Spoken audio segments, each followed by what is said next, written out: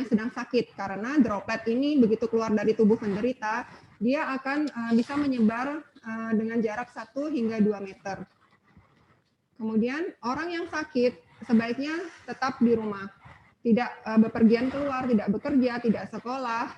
Jadi untuk mengurangi orang lain terpapar virus yang sama. Kemudian ada juga etika untuk batuk atau bersin. Apabila ingin batuk atau bersin, kita bisa menggunakan tisu, kemudian membuang tisu tersebut ke tempat sampah. Atau jika memang tidak ada tisu di sekitar kita, kita bisa menggunakan lengan baju bagian dalam untuk batuk atau bersin.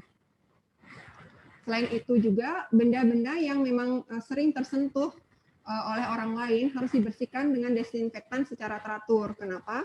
Karena droplet yang keluar dari orang yang sedang sakit ini, ukuran partikelnya bermacam-macam. Jika dia ukuran partikelnya besar, dia akan langsung jatuh ke permukaan benda-benda, bisa ke lantai, bisa juga benda-benda yang ada di sekitarnya. Kemudian apabila partikel ini berukuran kecil, dia akan melayang-layang dulu di udara dengan jarak sekitar 1-2 meter untuk kemudian dalam waktu beberapa lama kemudian dia akan jatuh juga ke bawah, entah ke lantai atau benda-benda sekitarnya, sehingga diperlukan desinfektan secara berkala. Seperti tadi saya jelaskan bahwa mata merupakan salah satu jalan masuk bagi masuknya virus tersebut ke dalam tubuh manusia. Jadi apa yang bisa kita lakukan untuk mengurangi risiko penularan lewat mata? Yang pertama tentunya yang menghindari menyentuh mata, terutama jika kita sedang bepergian keluar. Jika memang terpaksa sekali menyentuh mata, misalnya kalau rasanya gatal, kemudian jika ingin memakai obat mata, atau misalnya sekedar memperbaiki posisi kacamata, sebaiknya cuci tangan dulu dengan sabun sebelum dan sesudah menyentuh mata. Kemudian apalagi yang bisa kita lakukan untuk mengurangi penyebaran risiko infeksi lewat mata? Apabila kita sedang menggunakan lensa kontak itu bisa digunakan untuk mengkoreksi kelainan refraksi yang ada, atau biasanya juga bisa digunakan untuk tujuan kosmetik. Sebaiknya selama masa pandemi ini ganti lensa kontak tersebut. Jika memang untuk lensa kontak digunakan untuk kelainan refraksi, memperbaiki minus atau silinder, itu bisa gunakan kacamata sementara. Jadi gunakan kacamata yang kita punya. Selain itu, apabila untuk tujuan kosmetik selama masa pandemi, jangan dulu menggunakan lensa kontak. Kenapa? Karena lensa kontak itu menyebabkan iritasi pada mata.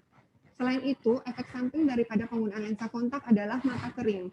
Dengan demikian, kita akan cenderung lebih sering memegang-megang mata karena adanya iritasi dan mata kering tersebut. Dan bagi pengguna lensa kontak, disarankan memang lebih sering meneteskan tetes mata berupa air mata buatan untuk mengurangi mata kering. Dengan demikian, maka frekuensi para pengguna lensa kontak itu untuk memegang mata akan sangat tinggi sekali. Selain itu, apabila kita mengganti lensa kontak yang kita gunakan dengan kacamata yang kita miliki, kacamata itu juga bisa sebagai pelindung mata dari droplets yang ada. Namun memang tidak 100%, karena kita tahu sendiri kacamata itu memang masih ada celah di atas maupun di samping kacamata untuk masuknya virus tersebut. Memang yang terbaik untuk perlindungan mata adalah dengan menggunakan goggles. Ini adalah contoh gambar-gambar alat pelindung mata. Sebenarnya goggles yang paling disarankan itu yang di gambar kiri bawah, itu jadi perlekatannya sangat lekat, jadi tidak ada celah, baik di atas, di samping, maupun di bawah itu tidak ada celah. Jadi perlindungannya hampir 100% untuk mata. Kemudian yang di atasnya, model kacamata seperti itu bisa juga, karena di bagian atasnya menempel dengan dahi, dan ada pelindung di bagian sampingnya. Cuman masih lebih banyak celah dibandingkan goggles yang di gambar bawah. Kemudian selain itu di masyarakat sendiri juga beredar face shield. Face shield memang baik untuk digunakan, namun pilihlah face shield yang memang tertutup. Jadi bagian atasnya, di bagian dahi dia tertutup, tidak ada celah. Selain itu, face shield juga bisa membantu memberikan extra protection bagi hidung dan mulut. Yang di gambar bawah juga itu lebih proteksinya akan lebih bagus dibanding sekedar face shield karena sekaligus topi, sekaligus melindungi mata dan juga hidung dan mulut. Nah, kemudian aktivitas apa saja yang dilakukan oleh masyarakat selama masa pandemi? Bagi para pekerja yang memang bisa melakukan pekerjaannya lewat rumah, disarankan untuk work from home, di mana hal ini untuk mengurangi berkerumunnya orang-orang yang banyak di tempat kerja. Dengan demikian berarti paparan terhadap gadget pun akan semakin lama. Selain itu, selain orang dewasa yang bekerja, anak-anak juga disarankan untuk melakukan pembelajaran jarak jauh. Anak ini bukan hanya anak-anak yang SD, SMP, atau SMA, bahkan mulai dari yang preschool pun sudah melakukan online school dari rumahnya. Ya. Kemudian seminar yang biasanya kita bertatap muka, berinteraksi dengan teman-teman, dengan sejawat, itu kita sekarang lakukan secara online dari rumah. Kemudian untuk menggerakkan roda ekonomi juga sekarang banyak orang-orang yang berjualan secara online. Jadi semua aktivitas itu menggunakan gadget. Selain itu, efek lainnya yang terasa sekali pada anak-anak, selama masa pandemi ini mereka memang disarankan untuk tidak bermain di luar. Jadi biasanya anak-anak, apalagi usia balita, itu sangat senang bermain di luar, misalnya main layang-layang atau bermain naik sepeda dengan teman-temannya. Namun di masa pandemi ini memang disarankan untuk lebih banyak di rumah untuk mengurangi resiko penularan. Sehingga apa aktivitas yang menyenangkan bagi anak-anak di rumah?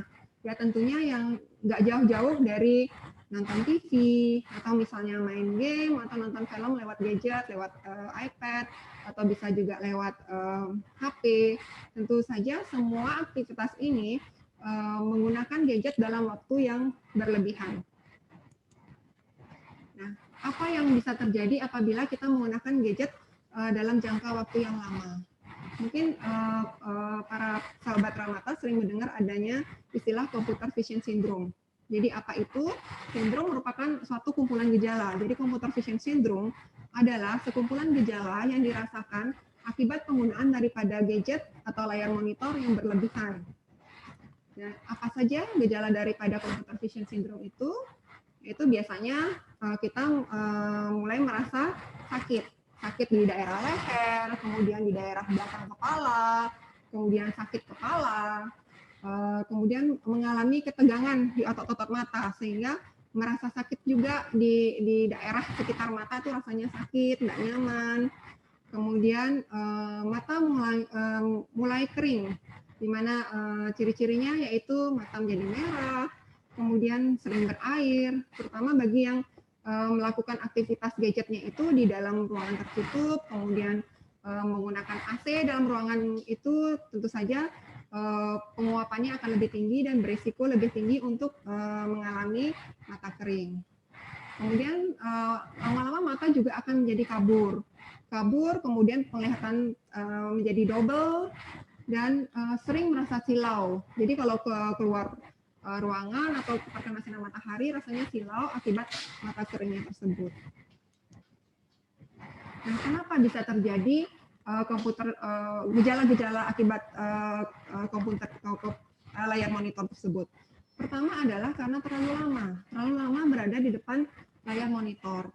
Kemudian posisinya terlalu dekat dengan layar monitor. Biasanya kalau kita sedang fokus terhadap sesuatu, fokus bekerja, tanpa sadar kita akan semakin mendekat dengan layar monitor. Walaupun sebenarnya masih bisa dilihat jarak jauh, tapi kita tanpa sadar semakin mendekat. Kemudian jika memang fokus terhadap sesuatu, biasanya frekuensi berkedip pun akan berkurang. Normalnya frekuensi berkedip itu 15-20 kali per menit. Namun jika kita sedang fokus mengerjakan sesuatu, terutama di depan layar monitor, frekuensi berkedip akan berkurang sangat jauh sampai kurang dari 10 kali per menit. Sedangkan untuk mata itu supaya tidak kering diperlukan berkedip, karena dengan berkedip maka air mata yang diproduksi itu akan melapisi seluruh bola mata. Kemudian posisi yang tidak ergonomis itu sering sekali karena kita terlalu lama di depan komputer, kita akan mencari posisi-posisi yang nyaman bagi kita namun sebenarnya tidak ergonomis. Jadi posisi-posisi santai yang rasanya nyaman, namun lama-lama akan menyakitkan. Kemudian selain itu pencahayaan ruangan maupun pencahayaan layar monitor itu sendiri itu tidak baik. Misalnya terlalu terang atau terlalu gelap. Hal-hal apa saja yang bisa kita lakukan untuk mengurangi gejala-gejala daripada computer vision syndrome ini? Jadi yang pertama yaitu ya jaraknya diatur. Jadi kalau untuk menggunakan komputer atau laptop itu sebenarnya jarak yang disarankan adalah jarak menengah. Jarak menengah itu 35 hingga 60 cm. Jadi bukan jarak dekat, bukan jarak 30 cm, namun jarak menengah. Ini adalah posisi yang baik untuk penggunaan layar monitor.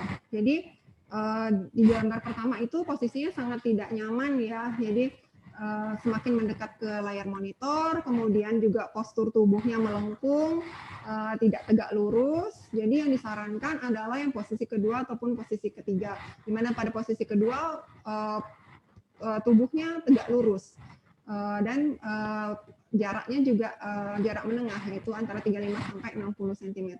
Begitu juga kita jika menggunakan monitor sambil berdiri, itu juga posisinya harus tegak dan jaraknya juga diatur. Nah, selain jarak antara layar laptop atau komputer dengan mata, yang perlu diperhatikan juga letaknya.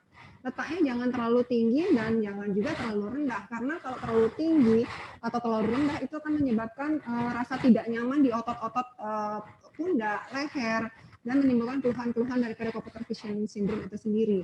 Jadi yang disarankan adalah letak layar itu lebih rendah dari ketinggian mata, sekitar 20 derajat dari arah mata. Ya, jadi bagian tengah layar itu berada 10 hingga 23 cm di bawah posisi mata, dan itu merupakan posisi yang ternyaman bagi kita. Untuk pencahayaannya sendiri, sebenarnya untuk pencahayaan komputer pun kita bisa atur brightness-nya di komputer itu sendiri, jangan terlalu terang, jangan juga terlalu gelap. Jika terlalu terang, maka akan menyebabkan mata kita silau dan itu akan mengganggu penglihatan. Dan jika terlalu gelap, mata kita akan sangat cepat lelah karena akan sangat kontras dengan cahaya gadget itu sendiri. Selain layar monitor yang diatur ke penerangannya, diatur juga pencahayaan ruangannya. Ruangan tidak boleh terlalu terang, tidak boleh terlalu gelap. Anak-anak sering ya, misalnya kita melihat anak-anak kalau misalnya disuruh tidur sama orang tuanya, supaya kelihatan tidur dia matikan cahaya lampu kamar, tapi diam-diam di bawah selimut itu hidupin HP. Jadi ini benar-benar sangat tidak disarankan karena akan menyebabkan mata menjadi cepat lelah. Nah, untuk penggunaan gadget sendiri, jadi CVS itu terjadi karena kita menggunakan dalam jangka waktu yang lama. Yang ini berlaku untuk anak-anak ya, yang menggunakan gadget hanya untuk entertainment, hanya untuk bermain atau sekedar menonton, itu dibatasi hanya 30 sampai 60 menit selama sehari. Namun tentu saja ini tidak bisa berlaku bagi mereka yang melakukan work from home atau bagi para siswa yang melakukan pembelajaran jarak jauh. Nah, apalagi yang bisa kita lakukan untuk mencegah CVS ini, bisa dengan rule 20-20-20, di mana setiap 20 menit kita diharapkan untuk istirahat selama 20 detik dengan melihat benda selama dengan jarak 20 kaki atau 6 meter. Jadi dengan begitu maka otot-otot sekitar mata akan lebih rileks. Jadi pada saat istirahat tersebut disarankan ya kita melihatnya jauh. Jangan malah istirahat itu malah kita bermain gadget, sama saja. Justru bermain gadget lebih dekat lagi dengan mata. Itu tidak istirahat namanya ya. Kemudian kalau memang mengalami kesulitan untuk menjalani rule 20-20-20, karena itu kan setiap 20 menit, jadi kita agak ribet juga kalau memasang alarm setiap 20 menit, bisa sebenarnya cara simpelnya setiap 30 menit istirahat selama 2 menit. Jadi setiap kali jarum jam yang panjang yang menyatakan menit itu berada di angka 12 atau di angka 6, kita sudah waktunya ini untuk istirahat. Istirahatkan mata, melihat jauh, sejauh 6 meter. Memang ruangan tempat kita bekerja sempit, tidak bisa melihat keluar jendela untuk sejauh 6 meter, bisa dengan menutup mata. Pejamkan saja mata selama 2 menit, itu pun sudah termasuk istirahat mata. Jangan lupa berkedip, karena ya seperti tadi saya jelaskan, selama di depan monitor memang kita cenderung akan berkurang sekali berkedipnya. Jangan lupa untuk selalu berkedip, dan kalau bisa posisi kita tuh jangan benar-benar tepat di bawah hembusan aliran air conditioner. Jadi untuk mengurangi penguapan, karena dengan berkedip maka permukaan bola mata akan menjadi basah dan mata akan mencegah kekeringan pada mata. Selain itu jangan lupa nutrisi dan air putih yang cukup, karena seperti kita tahu ini bukan hanya untuk mata tapi untuk kesehatan secara umum ya, karena ini penyebabnya virus. Jadi kalau kondisi badan kita bagus, maka akan mengurangi kemungkinan kita akan menderita penyakit akibat adanya virus ini.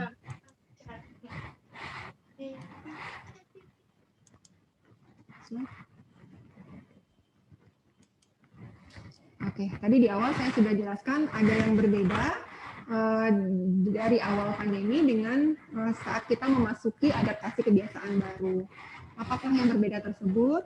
Jadi memang di awal pandemi itu kita baru berkenalan dengan virus COVID ini.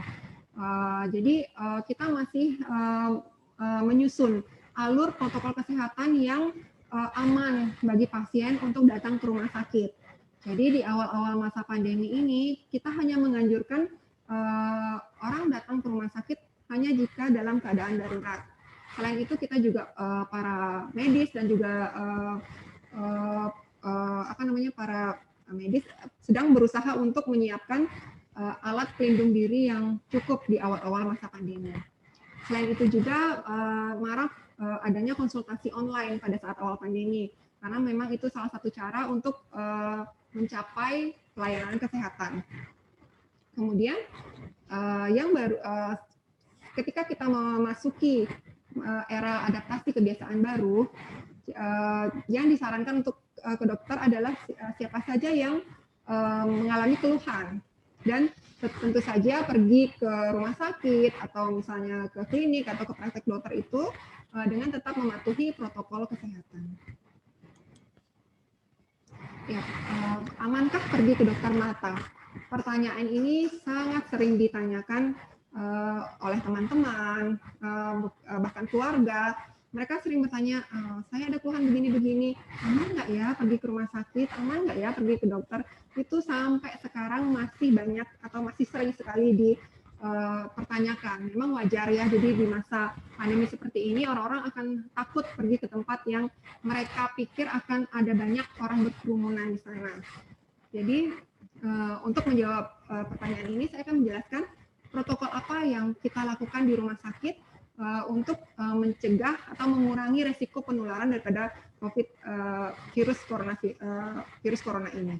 Yang pertama yaitu di depan tentu saja kita lakukan pemeriksaan suhu dengan menggunakan termogan, di mana tidak melakukan kontak dengan pasien atau penunggunya. Jadi setiap orang yang akan masuk ke fasilitas kesehatan harus dilakukan pengecekan suhu. Kemudian pengisian kuesioner. Di kuesioner tersebut sudah jelas nanti apakah penderita mengalami batuk, sesak, atau sedang flu, atau sedang demam. Itu akan terlihat dari pengisian kuesioner sebagai screening awal di depan. Dan apabila penderita ternyata memiliki gejala-gejala seperti itu, maka orang yang sakit ini tidak akan diizinkan untuk masuk ke dalam dan bergabung dengan pasien-pasien yang lainnya. Biasanya mereka dibawa ke poli khusus yang memang terisolasi dari pasien yang lainnya. Kemudian pengantar pasien disarankan 1 orang saja. Namun jika misalnya lebih ada dari 1 orang yang mengantarkan pasien, misalnya ada supirnya atau misalnya perlu bantuan lebih untuk menggunakan kursi roda atau untuk memapah pasien, itu biasanya 1 orang lagi itu disarankan untuk menunggu di mobil. Hal ini untuk mengurangi kerumunan lebih banyak orang di ruang tunggu. Kemudian sudah pasti kita harus selalu menggunakan masker dengan benar. Bahkan ada di beberapa fasilitas kesehatan, masker pasien itu diganti atau didobel dengan masker medis untuk perlindungan yang lebih. Kemudian yang pastinya sih physical distancing itu sudah pasti. Di ruang tunggu dilakukan physical distancing, jadi kursi-kursi diberikan tanda yang mana boleh diduduki, yang mana tidak, dan juga mencuci tangan. Jadi di depan biasanya sebelum masuk itu disediakan tempat cuci tangan atau dengan menggunakan air mengalir dan sabun, atau hand sanitizer yang berbasis alkohol biasanya diletakkan di berbagai tempat yang memudahkan bagi pasien maupun penunggunya untuk mencuci tangannya. Kemudian apalagi yang kita lakukan sebagai penyedia layanan kesehatan? Petugas sudah tentu menggunakan alat pelindung diri. Kemudian kalau di mata sendiri memang banyak menggunakan alat-alat yang canggih untuk memeriksa pasien. Dan karena untuk penggunaannya ini harus dengan jarak yang dekat dengan pasien, kita biasanya di alat-alat tersebut kita sudah lapisi dengan breath shield yang untuk mengurangi kontak nafas antara dokter dan juga pasien. Selain itu juga saat masuk ke ruangan pemeriksaan biasanya kita melakukan wawancara itu tidak di depan alat. Jadi saat di depan alat seperti alat slit lamp yang ada di slide ini, kita tidak melakukan komunikasi. Jika ingin bertanya atau ingin mengatakan sesuatu, itu harus di jarak yang aman dahulu, baru kemudian dilakukan pemeriksaan. Selain itu juga dilakukan desinfektan secara berkala. Desinfektan ini dilakukan di tempat-tempat yang atau benda-benda yang sering disentuh oleh pasien. Selain itu di alat-alat pemeriksaan yang memang kontak dengan pasien itu juga dilakukan desinfektan secara berkala. Nah, kemudian pertanyaan yang lain lagi yang sering ditanyakan oleh masyarakat yaitu amankah dilakukan tindakan operasi di masa pandemi? Jadi kalau di awal memang yang disarankan operasi yang bisa dilakukan adalah operasi-operasi yang bersifat situ atau emergensi, yaitu yang darurat yang harus segera. Namun semenjak masa adaptasi kebiasaan baru ini, operasi elektif pun, jadi operasi yang terencana pun sudah bisa dilakukan. Karena kita tidak tahu pandemi ini kapan akan berakhirnya. Dan tidak mungkin menunda operasi yang sifatnya elektif atau terencana ini terlalu lama, karena penundaannya itu akan menimbulkan komplikasi lanjut yang akan lebih sulit untuk ditangani. Dan sebagai untuk proteksi, apabila akan dilakukan tindakan operasi, maka dilakukan tes rapid atau swab sebagai screening. Selain itu juga, jumlah pasien yang akan dilakukan tentunya akan dibatasi, tidak seperti zaman sebelum pandemi. Selain itu juga, petugas medis yang melakukan tindakan juga akan melakukan protokol kesehatan yang ketat. Karena ini untuk keamanan pasien dan juga untuk keamanan petugas medis sendiri. Jadi, take home message yang bisa saya sampaikan pada presentasi hari ini, yaitu mata merupakan salah satu tempat masuk daripada virus corona ini. Oleh karena itu kita harus berusaha menjaga agar menghindari supaya tidak terjadi penularan lewat mata. Selain itu, menjaga kesehatan badan termasuk mata selama WFH dan online school itu sangat penting untuk menghindari keluhan-keluhan yang diakibatkan oleh WFH atau online school tersebut. Dan jika memang mengalami keluhan, konsultasikan ke dokter dengan tetap mematuhi protokol kesehatan. Dan apabila, nah ini sebenarnya take home message ini berdasarkan kisah nyata, misalnya kisah nyata di balik bilik praktek. Jadi jika memang sebelum pandemi memakai obat secara rutin, segera periksakan karena ada obat-obat tertentu yang tidak bisa digunakan dalam jangka waktu yang lama karena akan menimbulkan komplikasi. Jangan membeli obat-obatan sendiri, terutama obat-obatan yang mengandung steroid, dan jangan juga memutuskan obat sendiri. Jadi untuk obat-obat tertentu itu harus melalui konsultasi ke dokter untuk dilakukan pemutusan. Saya rasa demikian yang bisa saya sampaikan. Kita kembalikan ke moderator. Ya, terima kasih dokter atas atas presentasinya yang sudah sangat jelas tadi. Baiklah, sahabat Ramata, sekarang saya akan buka sesi pertanyaan. Sepertinya sudah ada sahabat Ramata yang bertanya. Baik, saya akan membacakan satu pertanyaan ya Dok ya, langsung dijawab ya Dok. Iya. Selamat sore, maaf ini pertanyaan dari Trisna Amalinda. Pertanyaannya, selamat sore, izin bertanya, saat masa pandemi ini seperti yang kita ketahui sendiri bahwa metode pembelajaran dilakukan dengan online class Dok. Apakah perlu dilakukan pemeriksaan rutin kepada anak-anak yang melaksanakan online class? Jika perlu dalam jangka waktu berapa? Jika perlu dalam jangka waktu berapa pemeriksaan rutin harus dilaksanakan? Pertanyaan yang kedua, saat situasi pandemi sekarang ini segala kegiatan dilakukan secara online dan daring. Berdasarkan pengalaman saya, banyak kerabat-kerabat dekat yang sering mengeluhkan tentang kondisi matanya sendiri. Pertanyaannya adalah, kasus-kasus apa sajakah yang termasuk dalam kasus emergensi pada mata yang harus segera mendapatkan penanganan di IGD? Terima kasih. Silakan dijawab. Untuk pertanyaan pertama, ya, memang di masa pandemi ini sekolah-sekolah memperlakukan pembelajaran jarak jauh, di mana kan anak-anak berarti berada di depan gadget dalam jangka waktu yang lama, baik itu laptop maupun ada juga anak-anak yang menggunakan HP untuk pembelajaran jarak jauh.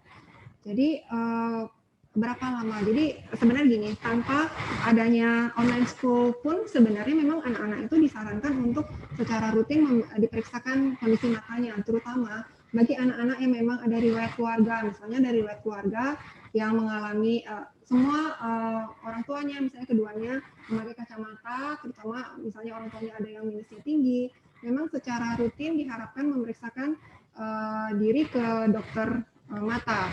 Itu biasanya tiap tahun ya kita sarankan setiap mereka libur sekolah, maka dilakukan pemeriksaan. Karena selain masa pandemi ini juga zaman di era sekarang ini, globalisasi sekarang ini, anak-anak juga sudah diperkenalkan juga dengan gadget. Jadi bukan untuk belajar saja, mereka juga bermain atau misalnya menonton lewat YouTube itu sudah menggunakan gadget. Itu kami sarankan setiap tahun. Namun dengan adanya masa pandemi ini bisa dilakukan pemeriksaan lebih singkat, dalam artian dalam waktu 6 bulan pun dapat dilakukan pemeriksaan mata, karena pembelajaran jarak jauh ini tentunya dalam waktu sehari dia akan berada di depan layar itu lebih dari 2-3 jam, dan itu akan sangat berefek bagi mata anak-anak yang dalam masa pertumbuhan.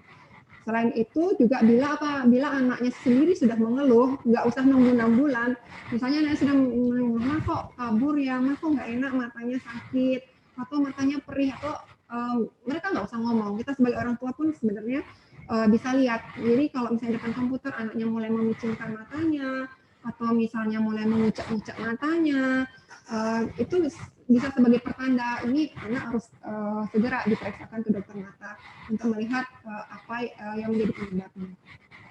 Nah, demikian. Kemudian pertanyaan kedua. Baik dokter, maaf tadi ada kelanjutan pertanyaan. Ya, ada kasus emergensi ya. Emergensi.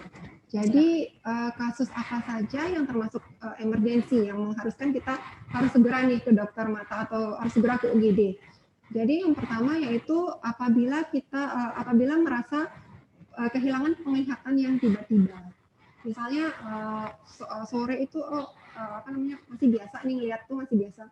Tiba-tiba kok matanya nggak bisa ngelihat ya, bisa 1 atau 2 mata. Biasanya sih kalau satu matanya tiba-tiba nggak bisa lihat itu ketahuannya itu dengan kok saya rasanya kok sebelah kanan itu agak nggak bisa ngelihat. Biasanya ngelihatnya itu luas pandangnya, kemudian sebelah kanan nggak bisa lihat. Coba aja ditutup salah satu matanya. Oh ternyata yang sebelah kanan matanya nggak bisa ngelihat. Itu terjadi secara tiba-tiba, itu berarti harus segera ke dokter mata. Kemudian apabila terjadi trauma pada mata, trauma sekecil apapun, misalnya matanya terkena sesuatu, atau apalagi benda-benda yang tajam yang bisa melukai mata, atau jelas memang sudah ada luka pada matanya, itu harus segera ke dokter mata.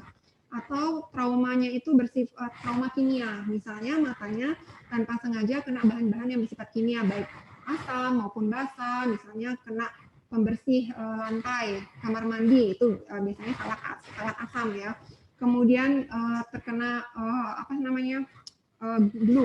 lem, matanya terkena lem, atau misalnya terkena air aki. Jadi apapun yang bahan kimia yang masuk ke dalam mata itu harus segera memeriksakan diri ke dokter mata. Namun kalau memang terkena bahan kimia, sebaiknya pertolongan pertama di rumah itu adalah bersihkan dulu bahan kimianya itu supaya berkurang konsentrasinya dan volumenya di dalam mata itu bisa dengan air yang bersih ya.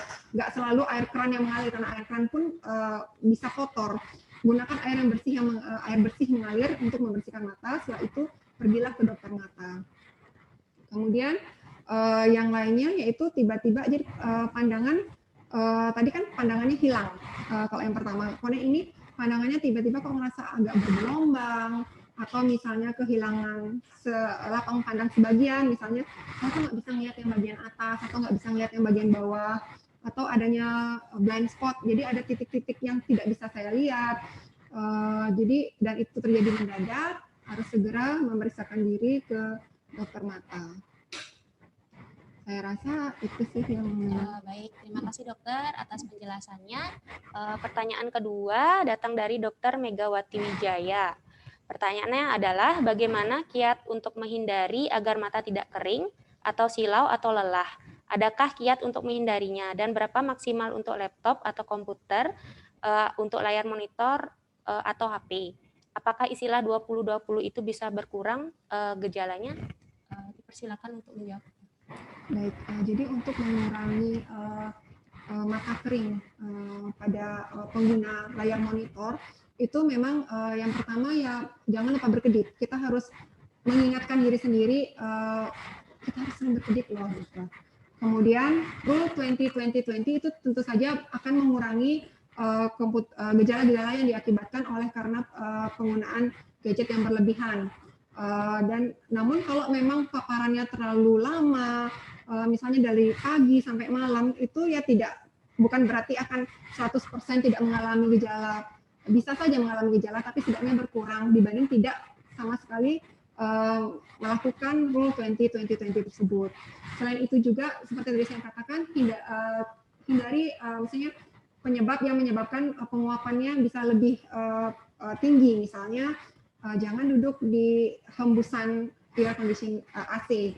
Jadi kan penguapannya juga bisa sedikit berkurang. Kemudian bisa juga dengan meneteskan obat-obat air mata buatan. Artificial tear itu banyak ada di pasaran, itu bisa dibeli sendiri. Jadi bisa juga dengan rutin meneteskan, misalnya setiap jam kita rutin meneteskan obat-obat tersebut. Dan sebelumnya kalau memang ada gejala-gejala mata kering, kita lakukan pemeriksaan dulu ke dokter mata. Apa benar ini gejalanya memang murni gejala mata kering, dan memang benar seperti itu, biasanya akan diberikan obat-obat untuk mengurangi gejala mata kering tersebut. Baik, terima kasih dokter atas jawabannya yang sudah sangat jelas. Pertanyaan selanjutnya sama dokter, datang dari Dokter Megawati Wijaya lagi. Pada masa pandemi di RS untuk RS khusus mata perlu fasilitas untuk tindakan seperti alat visus, fundoskopi atau oftalmoskop, dok. Apakah aman? Apakah pemeriksaan tersebut aman jika dilakukan oleh dokter ke pasien? Dan bagaimana cara mencegah penularan dari pasien ke pasien atau pasien ke dokter atau dokter ke pasien? Selain sudah mengikuti protokol kesehatan dan screening di depan sebelum masuk ke poli.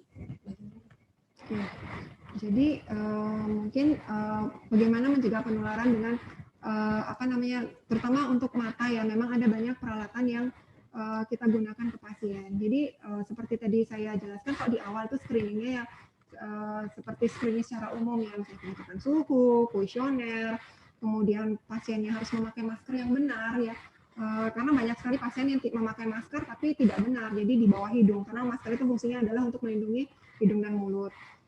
Kemudian yang bisa kita lakukan adalah benda-benda yang memang bersentuhan dengan pasien, itu kita lakukan desinfektan secara berkala. Seperti tadi di gambar ada slit lamp. Kalau slit lamp kan memang harus kontak ya, antara walaupun itu kontaknya kulit dagu sama dahinya pasien, itu setiap kali habis pasien itu kita lakukan desinfektan. Kemudian untuk alat-alat lain, jadi kalau misalnya alat-alat lain diusahakan menggunakan yang non kontak, misalnya alat untuk mengukur tekanan bola mata pasien itu kita pilih yang non kontak dan tidak menimbulkan aerosol. Misalnya kita gunakan tonopen yang tidak menimbulkan aerosol seperti alat NCT. Kemudian dan kita juga menghindari sebisa mungkin penggunaan siot atau alat pengukur tekanan bola mata yang kontak dengan pasien. Dan kalaupun memang tidak tersedia, maka kita bisa melakukan desinfeksi secara berkala pada alat-alat yang kita gunakan yang kontak dengan pasien. Kemudian selain itu kalau funduskopi sih memang kita tidak disarankan melakukan funduskopi pada pasien-pasien di masa pandemi karena ada alat lain penggantinya yang jaraknya lebih jauh. Misalnya kita bisa menggunakan slit lamp dan lensa 78 itu yang jaraknya lebih jauh dibanding dengan menggunakan funduskopi untuk melihat bagian belakang bagian segmen posterior daripada pasien. Selain itu sendiri, ya, jadi pencegahan yang lainnya kita bisa menggunakan breath seal.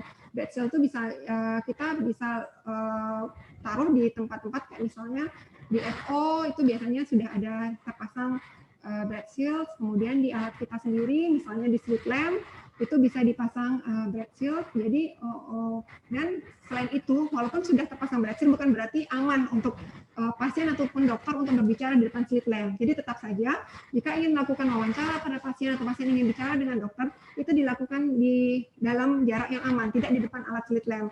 Misalnya di depan meja pemeriksaan pasien, dan itu pun kita bisa lapisi dengan breath seal juga. Dan setelah selesai melakukan wawancara dengan pasien, pasien sudah selesai bicara dengan dokter, baru beralih dengan pemeriksaan di depan slit lamp dengan breath seal tersebut. Dan jika ingin bicara, tahan dulu, jangan dilakukan di depan slit lamp. Selain itu, misalnya kalau ingin melakukan funduskopi, misalnya tidak ada lensa 78, kita ingin melakukan funduskopi ke pasien, itu saya pernah lihat gambarnya. Jadi funduskopinya itu pun dilapisi dengan breath seal yang lebar. Jadi jika terpaksa sekali kita melakukan pemeriksaan segmen posterior pada pasien, sudah ada pelindungnya, dan saat pemeriksaan yang memang pasien tidak boleh berbicara saat itu. Saya rasa itu. Baik, terima kasih dokter atas jawabannya. Untuk pertanyaan selanjutnya datang dari Bu Snelly Hilda, Dok. Ingin bertanya, pemakaian face shield dapat merusak mata nggak akibat kualitas bahan face shield yang buruk? Apakah face shield yang dipakai lama dapat menyebabkan juling juga, dokter? Dipersilakan untuk menjawab. Face shield sih saya rasa merusak mata tidak, merusak pandangan iya. Jadi kalau misalnya face shield-nya itu biasanya kalau baru beli itu masih bagus ya, masih licin, masih mulus. Tapi kalau misalnya sudah disimpan, kemudian mulai lecek-lecek, itu udah pasti udah nggak nyaman banget ngelihatnya. Ya merusak mata secara langsung sih tidak, cuman ya merusak pandangan. Jadinya kita ngelihat itu jadi lebih kabur. Dan jangan lupa face shield ini sebenarnya kan alat pelindung dan memang harus rutin didesinfektan. Jangan begitu menggunakan face shield sampai di rumah ditaruh face shieldnya. Justru itu akan lebih berbahaya karena di situ kan kemungkinan akan banyak ada virusnya. Jadi harus dibersihkan, dicuci dengan air yang mengalir dan sabun, baru kemudian disimpan dan dipergunakan lagi. Jadi kalau untuk merusak mata dan atau menyebabkan juling, saya rasa tidak. Baik, terima kasih dokter atas jawabannya. Untuk pertanyaan selanjutnya datang dari Tutuk Wibowo. Mohon bertanya dokter, jika tidur dengan ruangan yang terang atau lampu masih menyala, apakah dapat mempengaruhi kondisi mata, dokter? Silakan. Kalau tidur di ruangan yang terang itu mempengaruhi kondisi mata sih tidak. Cuman memang saya pernah baca di artikel, jadi kalau kondisi ruangan sangat terang, itu produksi hormon melatonin yang untuk hormon tidur itu akan berkurang. Jadi orang akan kesulitan untuk tidur. Jadi memang itulah kenapa kalau orang tidur tuh biasanya lampunya diredupkan atau ada yang bahkan suka gelap sekali karena produksi hormon tidurnya dia akan semakin banyak dan itu akan memudahkan dia untuk tidur. Tapi kalau merusak mata sih tidak, karena saat tidur kan mata kita terpejam. Jadi nggak ada masalah sih kalau untuk mata. Baik, terima kasih dokter atas jawabannya. Untuk pertanyaan selanjutnya, Dok, datang dari Nikadek Putri Marita Dewi. Ini di luar konteks kita hari ini, dokter. Jadi adik saya itu berkacamata. Kacamatanya itu sering dipakai dalam aktivitas saja atau membaca saja, Dok.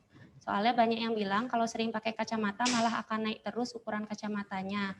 Sebaiknya bagaimana ya dokter agar minus matanya tidak bertambah bahkan bisa hilang. Terima kasih dokter. Baik, jadi kacamata ini sebenarnya bukan menggunakan obat untuk mata minus ya.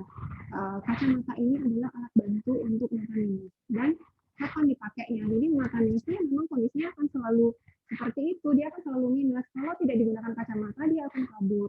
Jadi fungsi kacamata itu adalah digunakan dalam aktivitas sehari-harinya, baik itu dia belajar, baca, atau misalnya dia bermain, makan, itu memang dia harus menggunakan kacamata. Lain halnya kalau misalnya dia mau main sepak bola, misalnya seperti itu yang kacamatanya menghalangi, itu mungkin kalau dia sudah umurnya cukup besar dan dia bisa menggunakan lensa kontak mungkin bisa, atau misalnya minusnya tidak terlalu tinggi, dia masih bisa melihat dengan jelas, itu memang bisa tidak menggunakan kacamata. Tapi untuk aktivitas lain itu ya memang harus pakai kacamata. Jadi kacamata itu dipakai kecuali lagi mandi dan tidur, itu sih sebenarnya prinsipnya. Karena itu ada kacamata untuk mengkoreksi jarak jauh. Kemudian kenapa harus selalu memakai kacamata? Karena kalau tidak memakai kacamata, dia akan kontraksi terus matanya. Dia akan berusaha melihat yang jauh itu dengan lebih jelas. Jadi matanya akan selalu kontraksi, apalagi kalau dia masih masa pertumbuhan, otomatis panjang sumbu mata, panjang bola matanya akan semakin memanjang.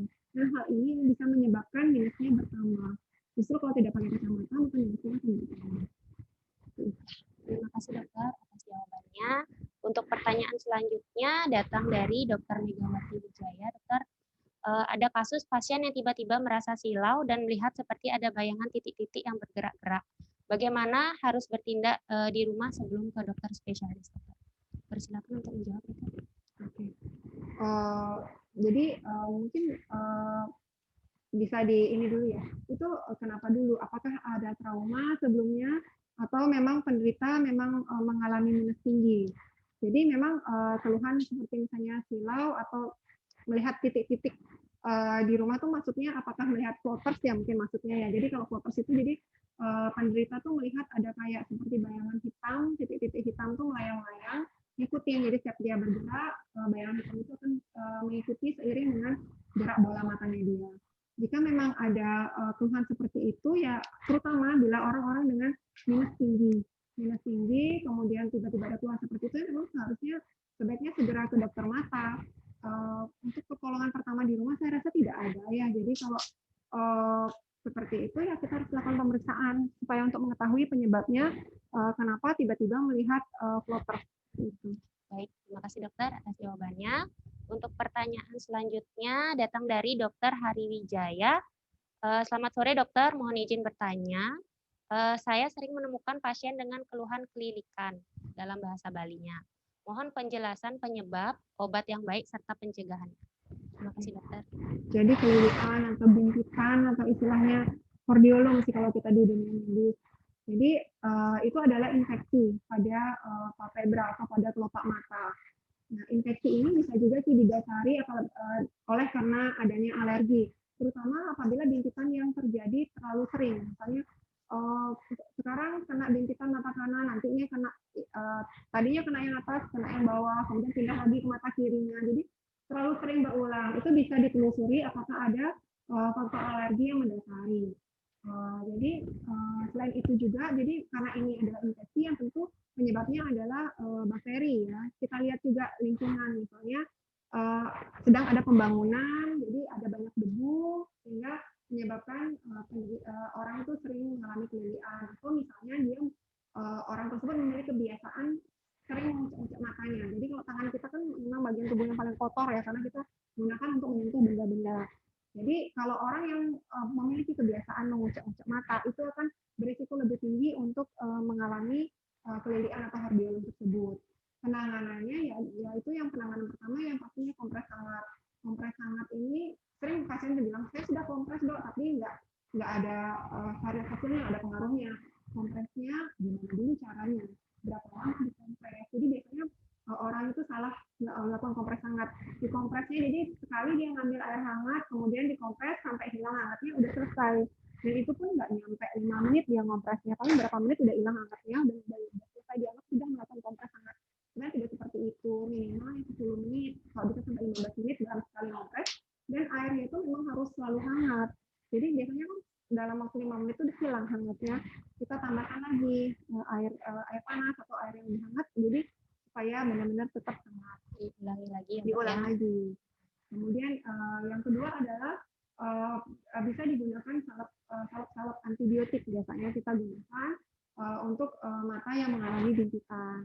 Cuma memang sebelum menggunakan obat-obat antibiotik, apalagi monosteroid, sebaiknya konsultasi dulu ke dokter mata apakah obat yang digunakan itu sudah tepat atau tidak dan berapa lama bisa digunakan, karena obat-obat monosteroid tentu saja tidak bisa digunakan dalam jangka waktu yang lama.